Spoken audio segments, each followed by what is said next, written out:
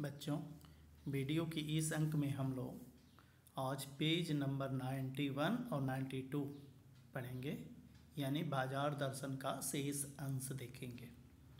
अगले दिन page number 90 तक आप पढ़ लिए थे, जिसका होता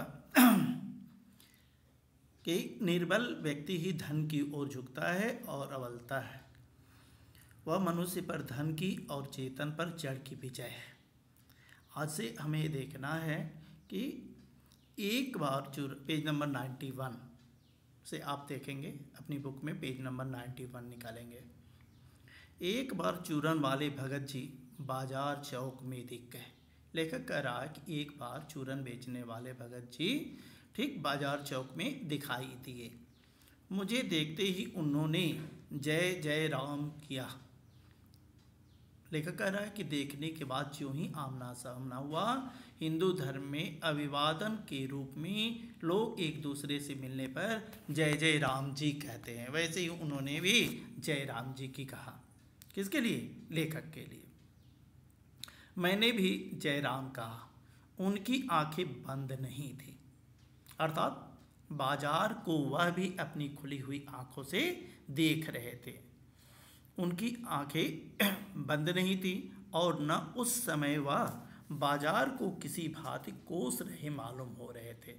कोसना मतलब उसको उलाहना भी नहीं दे रहे थे कि हे बाजार, तुम मुझे क्यों आकर्षित कर रहे हो, तुम इतना सजा सजा करके क्यों रख गए हो, तुम्हारा रूप इतना लावण्यमय क्यों है जिसके कारण मैं आकर्षित हो रहा हूँ। इस तरीके से कोई शिकवा शिकायत नहीं कर रहे थे।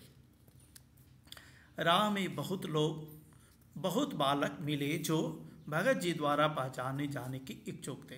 हमेशा से लोगों की ये विशेषता होती है कि जो बड़े लोग होते हैं, सम्मानित लोग होते हैं, लोग सोचते हैं कि उनसे एन केन प्रकारेण किसी प्रकार से परिचय बना लिया जाए ताकि वह मुझे सम्मान दे, मुझे पहचाने।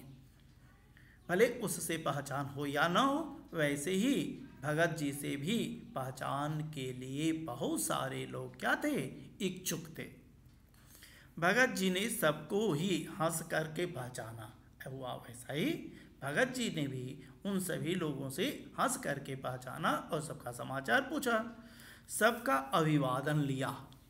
जब सभी लोग उनका अभिवादन कर रहे थे तो उनका प्रत्युत्तर भी भगत जी दिए और सबको अभिवादन किया। अभिवादन लिए और अभिवादन दिए, अर्थात लोग भगत जी का अभिवादन कर रहे थे और भगत जी भी उन लोगों का अभिवादन कर रहे थे। इससे तनिक भी यह नहीं कहा जा सकेगा कि चौक बाजार में होकर उनकी आंखें किसी से भी कम खुली हुई थी। ये भी अपनी आंखों से खुली आंखों से बाजार को देख रहे थे, लेकिन बाजार के आकर्षण का कोई प्रभाव इनके ऊपर नहीं हो रहा था। जबकि वहाँ हम और आप में से कोई रहता तो निश्चित रूप से बाजार में आकर्षित हो जाता, बाजार की सुंदरता के तरफ खिंच जाता। लेकिन भौचक्के हो रहने की लाचारी उनमें नहीं थी। वह भौचक नहीं थे, वह कभी भी दिग्भ्रमित नहीं थे। व्यवहार में पशुपेश उन्हें नहीं था। उनके व्यवहार से ऐसा प्रतीत हो रहा था कि किसी भी प्रकार से उनके अंदर पशुपेश की भावना रही नहीं गई है। अब उसके बाद में पशुपेश का मतलब एक शब्द आया है बेटा, पशुपेश। पशुपेश का मतलब क्या होता है? असमंजस, क्या करें क्या ना करें की स्थिति को कहते हैं पशुपेश। की भावना उनके अंदर बिल्कुल नहीं थी।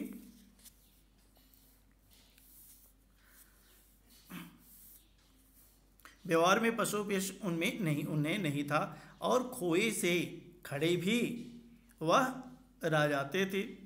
भांति भांति के बढ़िया माल से चौक भरा पड़ा था, अर्थात उस बाजार में अनेक सुंदर सुंदर वस्तुएं रखी गई थी।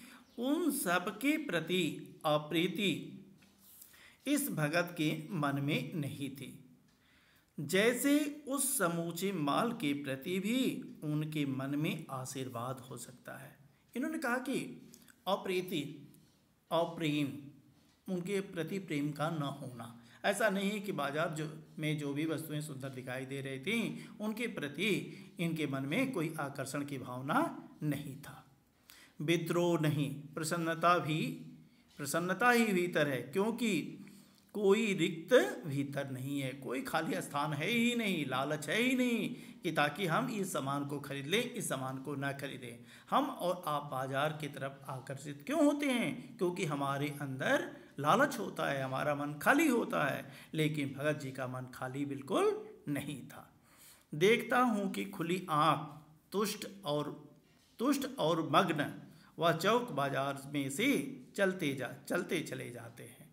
ठीक बाजार के बीचों बीच से होकर के वह गुजरते जाते हैं। उनके ऊपर बाजार के आकर्षण का कोई प्रभाव नहीं पड़ता है।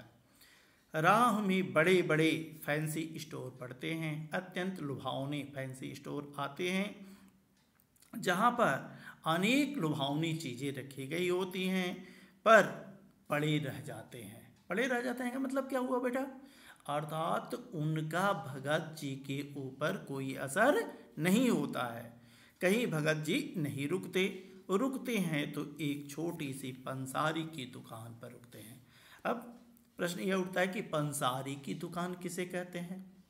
पंसारी की दुकान क्या है? पंसारी की दुकान कहते हैं जहाँ पर आवश्यक जीरा, नमक, काला नमक आदि वस्तुएं मिल जाती हैं। उस दुकान को क्या पंसारी की दुकान कहते हैं। इस समय देखते हैं कि पूजा पाठ वाले जगहों पर भी अक्सर ये चीज़ें क्या रखी रहती हैं, मिल जाती हैं। वहाँ दो चार अपनी काम की चीज़ ली और चले आते हैं। वह केवल गए और उन्हीं वस्तुओं को खरीदे जिनसे उनकी आवश्यकता थी। बाजार से हठपूर्वक विमुखता उनमें नहीं है, अलग होने की क्षमता उनमें नहीं है। लेकिन अगर उन्हें जीरा और काला नमक चाहिए तो सारे चौक बाजार की सत्ता उनके लिए तभी तक उपयोगी है जब तक वहाँ जीरा मिलता है। अर्थात आशय क्या? जहाँ उनके लिए आवश्यक वस्तुएं मिलती हैं वही उनके लिए श्रेष्ठता है, वहीं से उन्हें कुछ लेना देना है और किसी प्रकार का कोई चीज़ उन्हें लेना देना नहीं है। जरूरत भर जीरा वहाँ से ले लिया, जितनी आवश्यकता है उतना जीरा उन्होंने वहाँ से ले लिया कि फिर सारा चौक उनके लिए आसानी से नहीं के बराबर हो जाता है। उस चौक पर जितनी भी वस्तुएं रखी गई हैं उनके लिए निर्मूल हो जाती हैं, उनके लिए किसी प्रकार का कोई महत्व रखने वाले नहीं होती हैं। वह जानते हैं कि जो उन्हें चाहिए वह है जीरा और नमक। उनको केवल सिर्फ जीरा और नमक से लेना देना है और किसी प्रकार के किसी सामान से उन्हें लेना देना नहीं है। बस इस निश्चित प्रतीति के बल पर, प्रतीति माने विश्वास के बल पर से सब चांदनी चौक का आमंत्रण उन पर व्यर्थ होकर बिखरा रह जाता है। आमंत्रण खींचने, आकर्षित करने की क्षमता, आमंत्रण के लिए उन्होंने कहा, व्यर्थ होकर बिखरा रहता है, अर्थात फैला का फैला रह जाता है और उनके ऊपर किसी प्रकार का कोई असर नहीं रहता। चौक की चांदनी दाएं बाएं भूखी की भूखी फैली रह जाती है, उनके दोनों तरफ में फैली की फैली रह जाती है, उनके ऊपर किसी प्रकार का कोई असर नहीं होता है। क्योंकि भगत जी को जीरा चाहिए वह तो कोने वाली पंसारी की दुकान से मिल जाता है और वहाँ से सहज भाव से लिया गया है, उनको खरीद लिया गया है। जो आवश्यक चीज़ें हैं, जीरा और नमक खरीद लिया गया है, तो वहाँ की रखी हुई सारी वस्तुएं जो आकर्षण की वस्तुएं हैं, जो व्यक्ति को आकर्षित करती हैं, लुभाती हैं, उनका भगत जी के ऊपर किसी प्रकार का कोई असर नहीं होता है। इसके आगे आसपास अगर चांदनी बिछी रहती है तो बड़ी खुशी से बिछी रहे, भगत जी से बेचारी का कल्याण ही चाहते हैं, अर्थात इनसे उसका कल्याण ही होगा, उससे किसी प्रकार का घाटा या अप्रीति इनके मन में नहीं होता है। यहाँ मुझे ज्ञात होता है, मुझे मालूम होता है, ज्ञात का मतलब विदित होना होता है, मालूम होना होता है कि बाजार को सार्थकता भी वही मनुष्य देता है। वास्तविक रूप से उसकी सार्थकता होने का श्रेय वही व्यक्ति दे सकता है, वही व्यक्ति सार्थक बना सकता है जो जानता है कि वह क्या चाहता है, आखिर सामने वाले की इच्छा क्या है।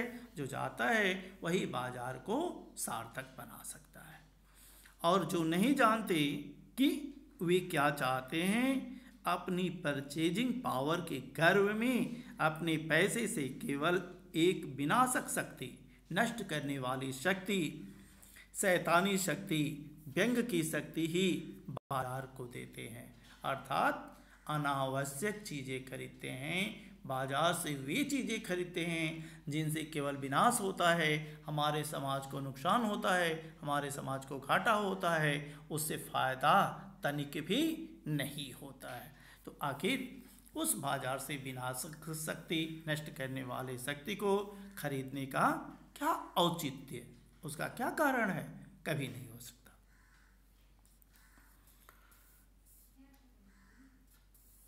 शक्ति ही बाजार को देते हैं, न तो वे बाजार से लाभ उठा सकते हैं। कौन लोग? जो विनाशक शक्ति खरीदने वाले लोग हैं, वे बाजार से वास्तविक लाभ उठा ही नहीं सकते, न उस बाजार को सच्चा लाभ दे सकते हैं, न उसे लाभ उठा सकते हैं और न ही उनको सच्चा लाभ दे सकते हैं। वे लोग बाजार का बाजारूपन बढ़ाते हैं। बाजारूपन करके यहाँ पर विशेषण बना दिया गया है, यह विशेषण का कार्य कर रहा है, इसलिए इसको हम कहेंगे कि यह क्या है, विशेषण है। वे लोग बाजार का बाजारूपन बढ़ाते हैं, जिसका मतलब है कि कपट बढ़ाते हैं, अर्थात ईर्ष्या बढ़ाते हैं। कपट की बढ़ती का अर्थ परस्पर में सद्भाव की घटी, और ऐसा होने का मतलब है कि आपसी सद्भाव, सद्भाव का मतलब प्रेम, उस प्रेम में कहीं ना कहीं किसी न किसी रूप में कमी आती जाती है।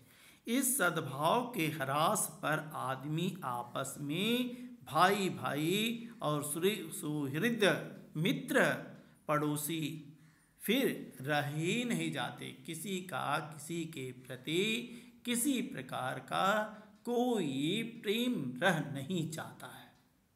क्यों? अप्रीति के कारण, सद्भाव में घटी होने के कारण, और आपस में क्या होता है,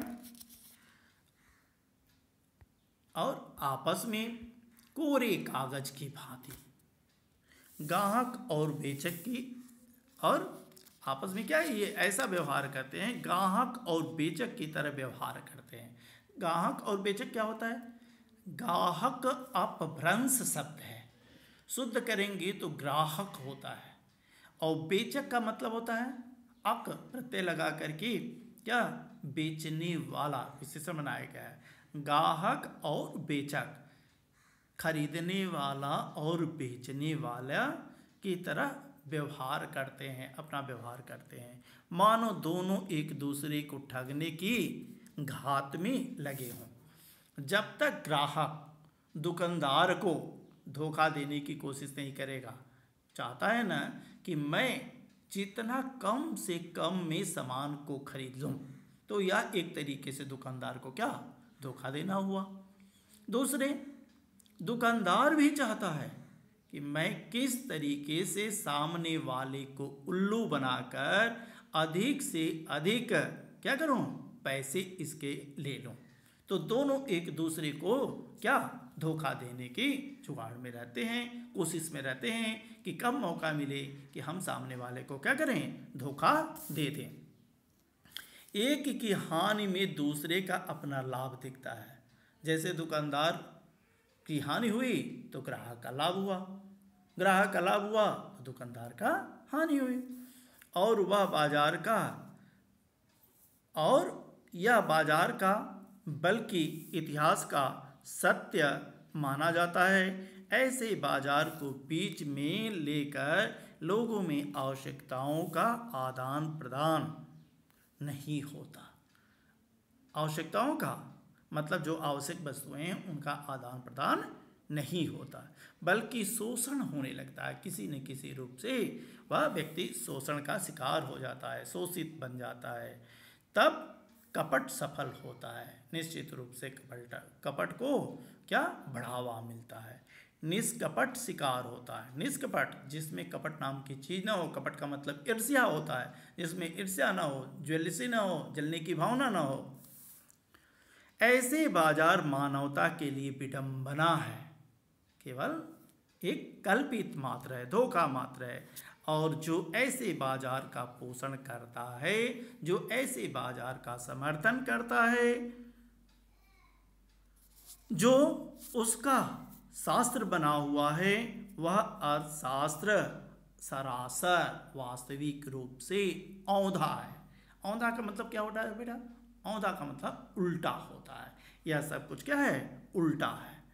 वह मायावी शास्त्र है, माया बिखेरने वाला शास्त्र है, अपना माया का जाल ही फैलाने वाला है। वह किसी रूप में उसे क्या, वह आनंद नहीं। वह मायावी शास्त्र है। वह अर्थशास्त्र अनीति शास्त्र है। नीति की अनीति, नीति में अ उपसर्ग जोड़ करके अपोजिट बनाया गया है, अर्थात अनीति, नियम के विरुद्ध कार्य को करने वाला वह शास्त्र है। वह किसी भी रूप में व्यक्ति को सच्चा लाभ देने वाला नहीं है। तो यह है आपके बाजार दर्शन चैप्टर, आपके गद्य खंड का दूसरा चैप्टर बाजार दर्शन। नेक्स्ट वीडियो में, कल की वीडियो में आप देखेंगे इस पाठ के प्रश्नोत्तर को। इस पाठ के प्रश्नोत्तर से मैं अवगत कराऊंगा। आज के लिए बस इतना ही। लेकिन एक चीज़ और बेटा, जितने भी देख रहे हैं ये वीडियो, देखने के बाद में प्रश्नोत्तर अपने फेयर कॉपी पर लिखेंगे।